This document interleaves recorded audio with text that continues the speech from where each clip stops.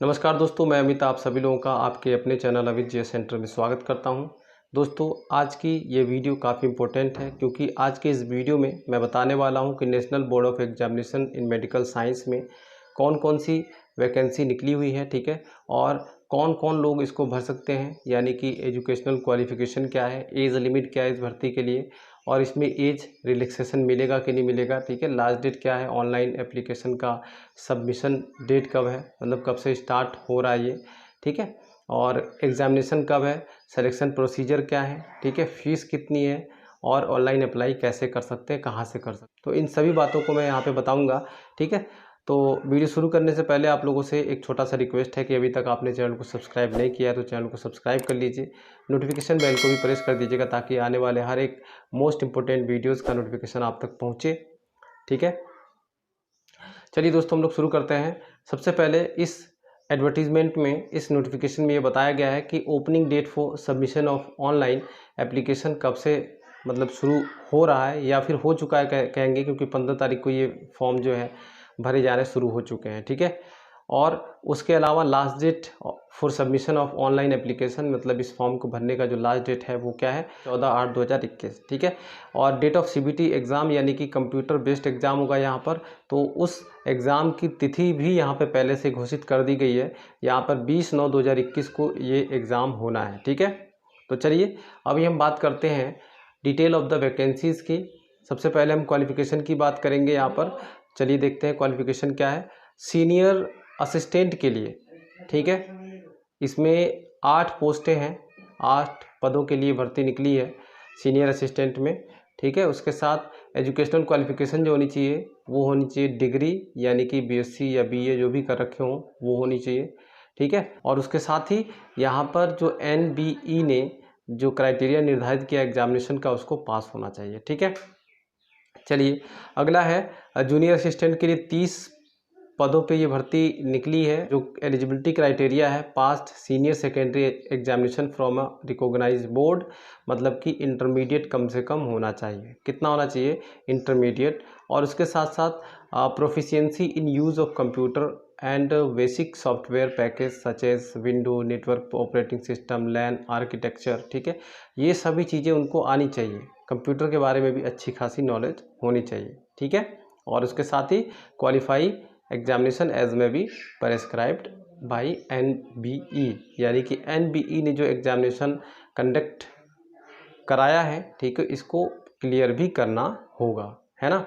चलिए आगे हम देखते हैं। आगे का जो तीसरा जो पद है वो है जूनियर अकाउंटेंट, ठीक है। इसमें 4 पद हैं और एज यहाँ पर भी 27 साल ही मैक्सिमम रखा गया है, ठीक है। इसके लिए भी आपको बैचलर डिग्री होना चाहिए, कॉमर्स से ग्रेजुएट हो या फिर मैथ्स से ग्रेजुएट हो या फिर स्टैटिक्स से ग्रेजुएट हो, ये आपका कंप्लीट होना चाहिए, ठीक है। उसके साथ साथ जो यहाँ पर एनबीई ने एग्जामिनेशन प्रोसीजर में जो चीज़ें निर्धारित की हैं उसको भी क्लियर करना होगा, यानी कि उसको भी पास करना होगा, ठीक है।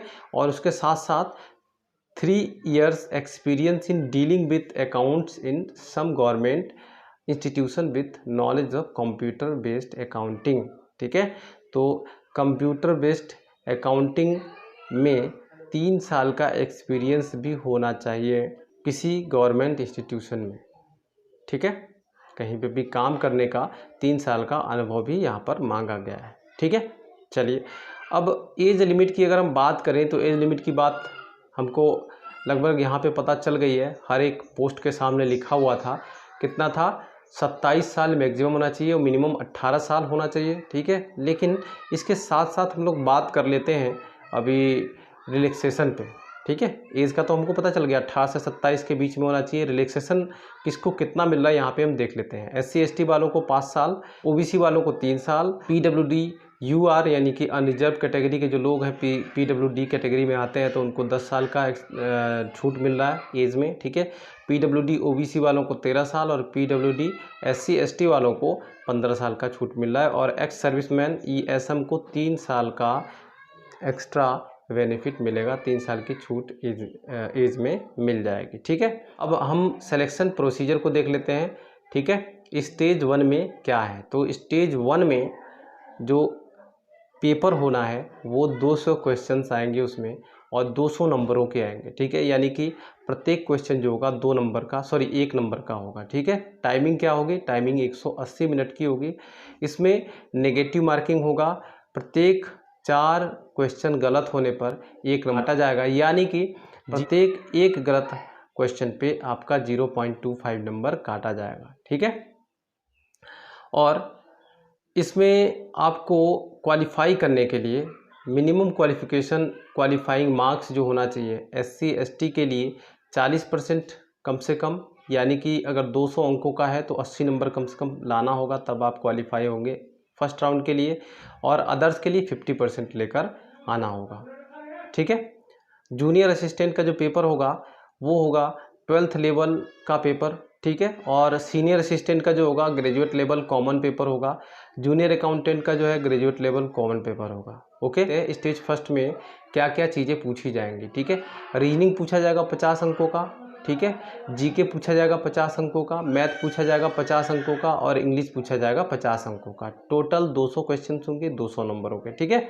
तो आप लोग इसको ध्यान रखिएगा, सिलेबस को भी। अब स्टेज सेकेंड में देखते हैं, स्टेज सेकेंड में क्या है। तो स्टेज सेकेंड में कंप्यूटर नॉलेज या फिर कह सकते हैं कि स्किल टेस्ट होना है, ठीक है। इसमें 100 नंबरों का ये जो है एग्जामिनेशन होना है, ठीक है। और 75 मिनट आपको उसके लिए मिलेंगे, ठीक है। इसके साथ साथ आपको 500 वर्ड्स को टाइप करके दिखाना पड़ेगा 15 मिनट के अंदर, ठीक है। उसमें टाइपिंग एरर बहुत कम होना चाहिए, है ना, तब जाके आप क्वालिफाई कर पाएंगे, ठीक है, CBT 2 को, यानी कि स्टेज सेकेंड को, ओके। तो अब हम बात कर लेते हैं एग्जामिनेशन फीस की, ठीक है। तो candidate should pay the following fees, non refundable ये फीस होंगी, ठीक है। 1500 रुपये जनरल कैटेगरी के लिए, OBC कैटेगरी के लिए, ठीक है। और उसके साथ साथ 18% GST भी देना होगा, ठीक है। और SC ST PWD और वुमेंस के लिए ये जो फीस है वो नील होगी, उनको फीस पेमेंट करने की ज़रूरत नहीं है, ठीक है। आगे हम देखते हैं इसको हम ऑनलाइन कैसे करेंगे।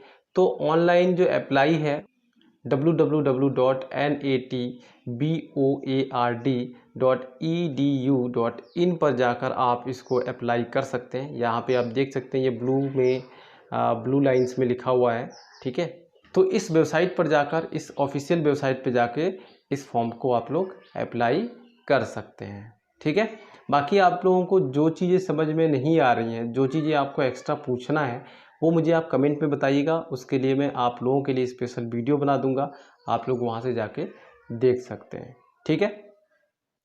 तो उम्मीद करता हूँ दोस्तों कि ये जो है नोटिफिकेशन आपको अच्छा लगा होगा और आपके क्राइटेरिया को फुलफ़िल कर रहा होगा। तो आप लोग एग्जामिनेशन में पार्टिसिपेट ज़रूर कीजिएगा, इस फॉर्म को ज़रूर भरिएगा, ठीक है। क्योंकि इसमें बहुत कम लोग आते हैं, इसमें भीड़ कम होती है, क्योंकि फ़ीस ज़्यादा होता है, भीड़ कम होती है, ठीक है।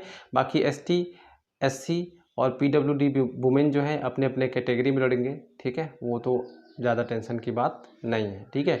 फिलहाल जहाँ पे भीड़ कम होता है वहाँ पे चांसेस भी अधिक रहते हैं, ठीक है। तो चलिए आज की वीडियो में बस इतना ही, मिलते हैं अगले वीडियो में, तब तक के लिए बाय बाय, टेक केयर।